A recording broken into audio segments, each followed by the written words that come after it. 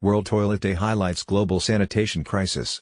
Kampala, Uganda. Poor countries around the world are facing a dangerous shortage of toilets that puts millions of lives at risk, according to campaigners marking World Toilet Day by urging governments and businesses to invest more in sanitation.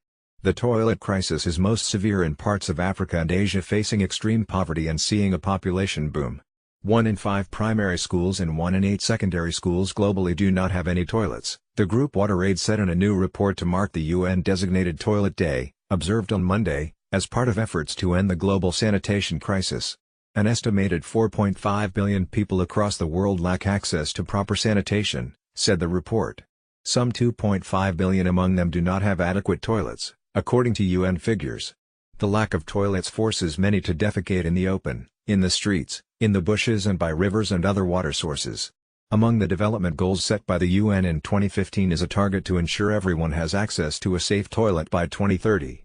But campaigners warn this goal will be hard to meet if governments and businesses do not put more money into the sanitation economy. Sanitation is the business of the decade, said Cheryl Hicks, chief executive of the Geneva-based business group Toilet Board Coalition.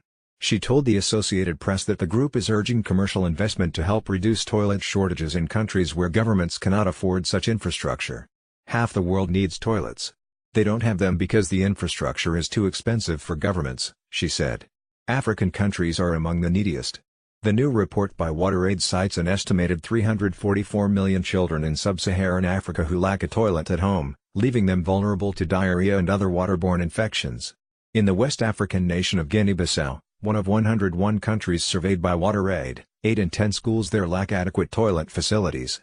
The same study reported that 93% of households in the East African nation of Ethiopia lack a decent toilet. Joel Shmua, an entrepreneur who has put up 2 low-cost facilities in impoverished parts of the Ugandan capital, Kampala, said he launched his business in 2016 after several times he needed to ease himself but had nowhere to go.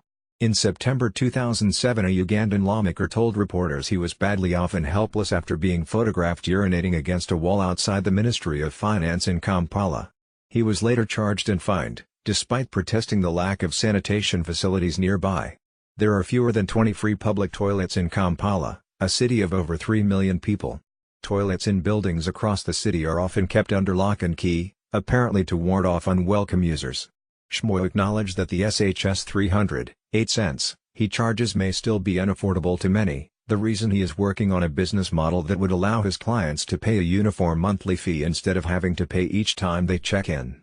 It is a drop in the ocean, but it creates awareness of what the government and others must do, he said, talking about his services.